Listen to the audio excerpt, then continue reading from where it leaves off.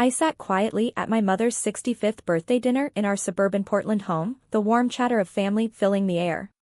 25 pairs of eyes watched Mom open gifts, her smile bright.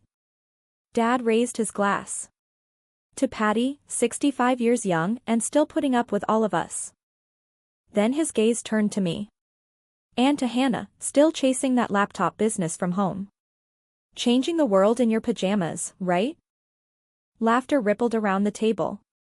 My hand tightened on my water glass. For years I'd endured the jokes about leaving my corporate marketing job to start my brand strategy consultancy helping local Pacific Northwest businesses. That night, clarity hit me like cool mountain air. I placed my napkin down, stood up, and said softly, "Happy birthday, Mom," before walking out into the Oregon evening.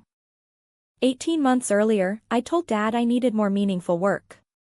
"It's risky," he'd replied, worried about stability like his own tough early years. My siblings, Connor the lawyer, Megan the nurse, had their promotions celebrated. My wins were always the punchline. The texts flooded in, "Don't be so sensitive. You're making this about you."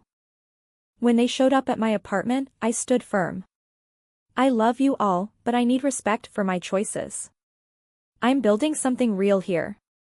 6 weeks later, Connor's engagement invitation arrived with no mention of the incident.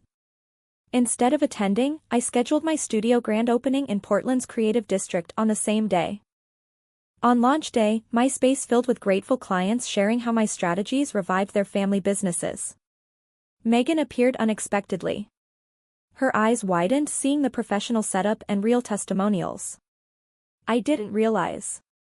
Weeks later at a local business leadership event, Dad sat in the audience as I spoke about building success without constant validation. Afterward, he approached. "I was scared you'd struggle. I see now you've created something special. I'm sorry." For Thanksgiving, I attended on my terms, sharing stories of my work without defensiveness. The conversations were imperfect but genuine. Cracks of understanding formed. I've learned that setting loving boundaries isn't rejection, it's invitation for growth. Family isn't perfect, but when we communicate with respect, even old patterns can shift. I cherish my chosen community of clients and friends while keeping the door open to my roots. True belonging starts with honoring yourself first.